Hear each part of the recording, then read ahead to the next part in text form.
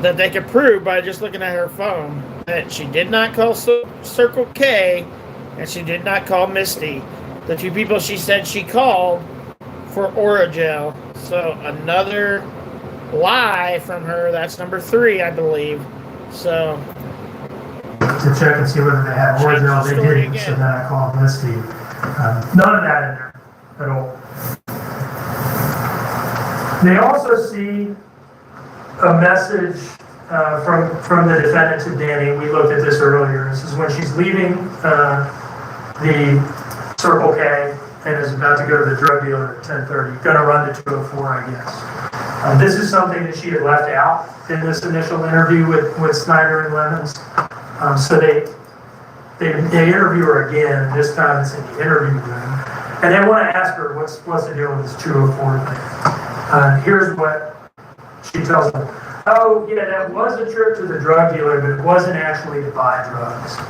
She tells them that the reason that she left the house... I made a trip to the drug dealer, but I'm not there to get any drugs. That's kind of crazy. House at 10:30 at night and went to her drug dealer and was there for 10 minutes was simply to pay off a pre-existing drug debt in the amount of $20. Now, the evidence will show that that story is just absurd on its face. But in addition to that, the cash app was for $80, not $20. And she'll later admit that this story wasn't true.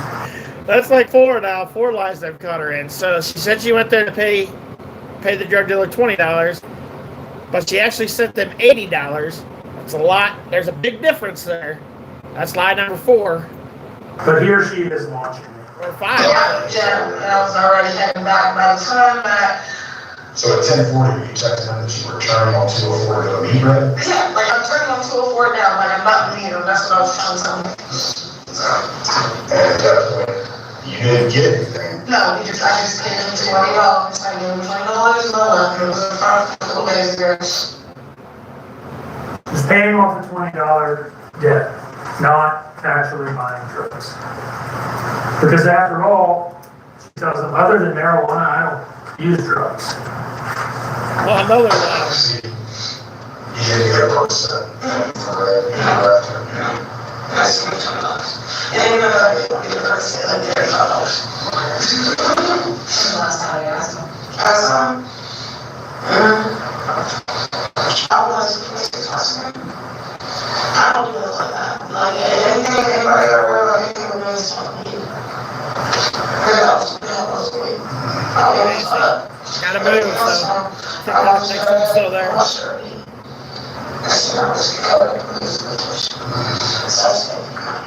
Anything that's not homegrown or thought of the community side, I'm homegrown, I don't think those stuff when you got hurt.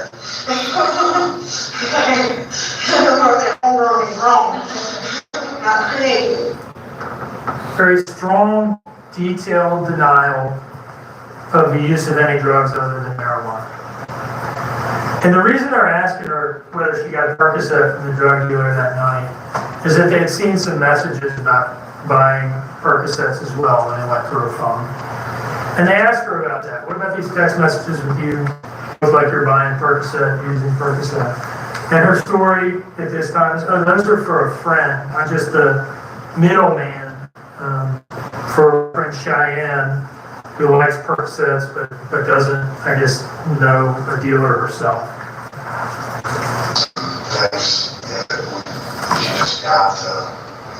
This girl keeps naming people. That's not good to do. Unfortunately, I have to get that understanding as to, what went on. We gave to all the positions to the text messages. There's text messages there unless you purchase them. As recently as within the past 24 to 48 hours. So I don't know if that did or they totally understand that. Sometimes when you're asking me if I've done, I haven't done it recently. I did a friend named Cheyenne. Cheyenne called me and was going to throw her up. She will call me from time to time.